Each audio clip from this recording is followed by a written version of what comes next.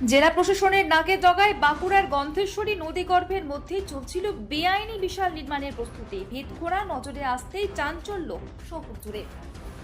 গন্ধেশ্বরী নদীগর্ভে নদীর গতিপথ রুদ্ধ করে চলছিল বিশাল নির্মাণের প্রস্তুতি। নদীগর্ভে খোঁড়া হচ্ছিল ভিত, নামানো হয়েছিল ইট বালি সহ বিভিন্ন নির্মাণ সামগ্রী। বিষয়টি নিয়ে স্থানীয় কাউন্সিলর হইচই করতেই চাঞ্চল্য ছড়িয়ে পড়ল গোটা এলাকায়। তড়িঘড়ি ঘটনাস্থলে ছুটে এসে নির্মাণ বন্ধ করল পুলিশ। দেখুন সরাসরি সেই ছবি। তুমি কি বলছিলে সবাই দখল করেছে, মুখ করেছে? সবাই এখানে করেছে, সবাই করে।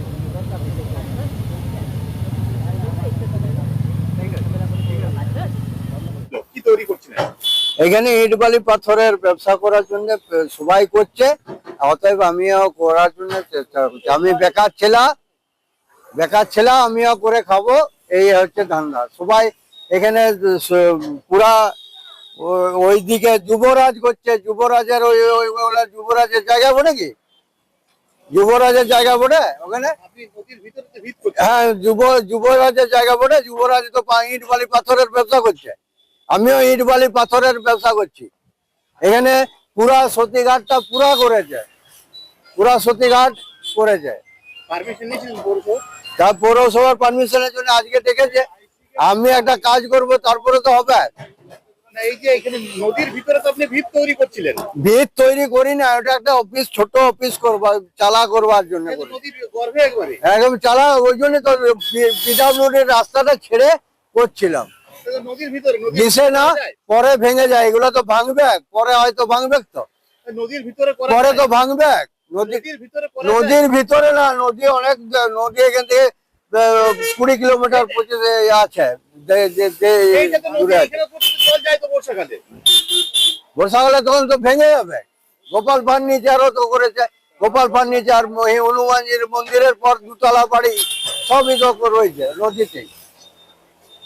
ওরা একদম রাস্তা ঘেঁষি করেছে, আমি রাস্তার থেকে নিচে করতে চাই। দেখুন, আমি যেটা দেখছি যে যেটা নদীর মধ্যে নদীটাকে ফিলিং করে নদীর ওপর কনস্ট্রাকশন চলছে। করা যায় এইভাবে না, ওটা বেআইনি কাজ। কি বলবেন এইভাবে যারা কাজ করছে? দেখুন, যেটা কাজ করছে এটা না করাটাই বেটার। এটা মনে হয় নদীটাকে নদীর মতনই রাখতে দেওয়া উচিত। না না না না, পৌরসভার এটা কি করবে? আর এটা তো কোনো মানুষ যদি নর্মাল নিজের ইচ্ছাই করে, তা পৌরসভার তো কিছু করার নেই এর মধ্যে। আমরা দেখছি বেশ কিছু এলাকা দখল হয়েছে নদীর পাড়।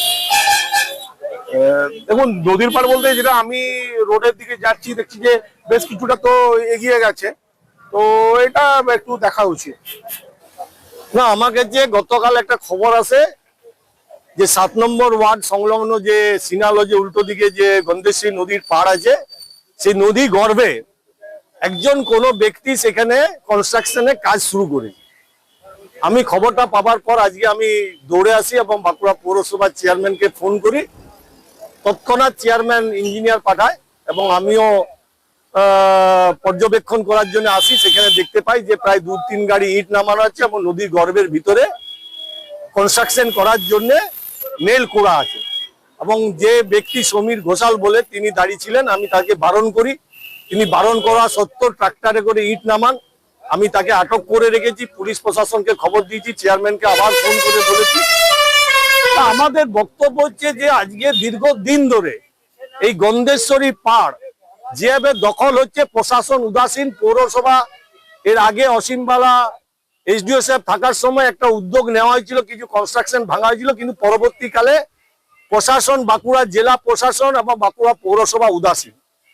আমরা বারবার বলছি যে নদীর পাড় যেভাবে দখল হচ্ছে, পরিবেশ ভারসাম্যহীন হয়ে পড়ছে। গন্ধেশ্বরী নদী এমনিতেই শেষ হয়ে গেছে।